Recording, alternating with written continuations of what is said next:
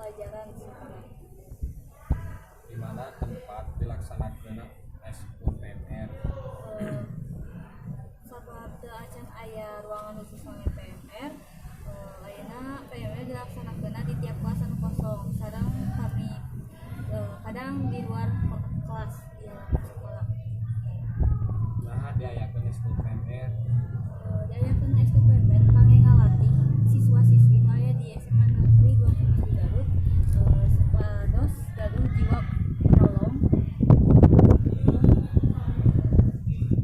Kumaha lalakon waktu sawitan didirikeun ekskul PMR. Jadi mohon supaya siswa-siswi biasa menolong gitu, sadar kumaha gitu